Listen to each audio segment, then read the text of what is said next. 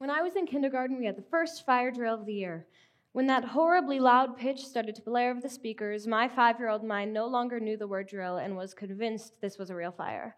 So I did what any sane 5-year-old would do and stuffed my pride and joy, my Harry Potter backpack, under my jacket and followed the rest of my class outside. Now, as I've matured, I've become more accustomed to the proceedings of a fire drill. My obsession with Harry Potter has drastically decreased, and my instinctual responses have changed as well. Because now, if an alarm was to go off, I wouldn't think to take my backpack. Instead, I would text my parents that I love them, just in case. I'm sure that doesn't quite count as instinctual, though, because I've thought about it a lot. The first day of school, syllabus day, the easiest day of the year, for me, has become find the nearest, safest exit in each class day. Last year, I tried to count the number of times the thought of someone with a rifle showing up to my school crossed my mind and lost track after over 15 in a week. But I am not an anomaly in my thinking. Children are being raised into this state of mind because they have to be. Some elementary schools have implemented nursery rhymes which tell kindergartners what to do if there's a shooter on their campus. Now, I could stand here for 5 to 6 minutes and tell you more and more about how horrible this reality is, but you already know. You've heard their names and you've seen their faces, these pictures and videos of smiling, happy adults and teens and children. Some names which might ring a bell: the Sandy Hook Massacre. Rachel Davino, 29 years old, whose boyfriend asked her parents' permission to marry her days before she died in a shooting. Noah Posner, 6 years old, whose twin sister survived the attack while he did not. And young Jessica Rakos, whose last words to her mother were to tell her how excited she was to sell Girl Scout cookies that year. So what can we do? As students and teachers, parents, kids, and community members, what can we do to prevent this violence targeted at our schools?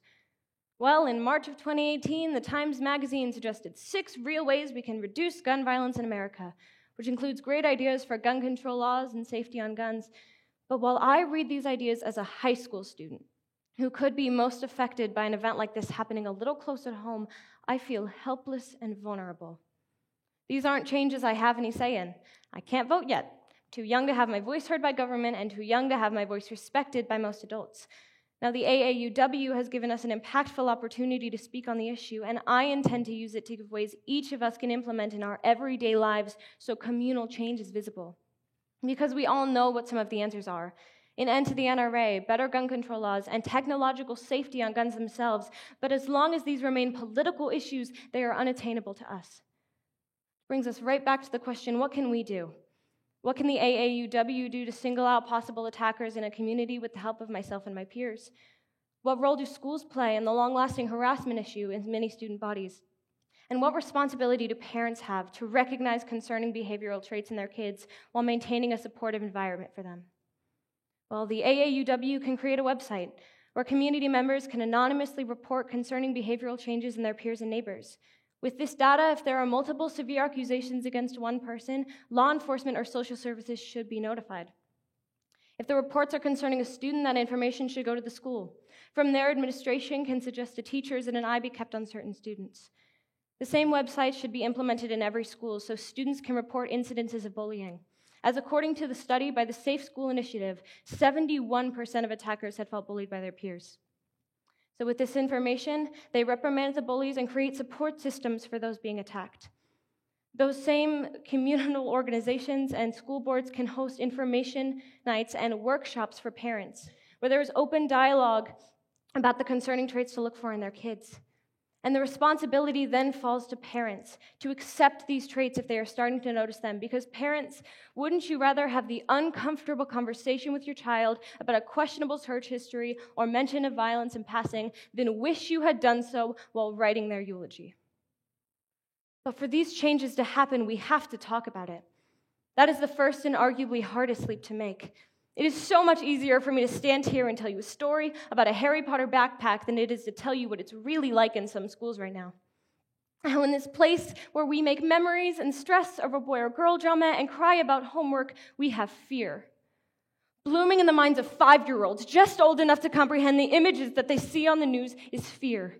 Along with memories, we make plans in the event of a shooting. We stress over boys and bomb threats, and we cry over the lives that used to be and the lucky ones who wake up every morning to this fear or the memory of their would-be wives and twin brothers and little Girl Scouts. And we have to talk about that outside of assemblies and speeches, not just when another tragedy flashes onto our screens. Because the more we talk about this, the easier it is to talk about. The less taboo the topic becomes, the easier it is to come forward with concerns. And if we really talk about what is at stake here, the less political the lives of children will become. Because this violence against us, against all of us, is not Democratic or Republican. It should not be the unreachable political issue that it has become, because it is an issue of soon-to-be engaged teachers and twin siblings and little Girl Scouts and kids with Harry Potter backpacks. So wake up to the rosy smell of not being able to single-handedly dismantle the NRA for them. Yes, vote on gun control laws, but also really evaluate the behavior of your peers and children for them. And have those uncomfortable conversations for them. Because those friends and families and parents, if given the chance, would do anything for them.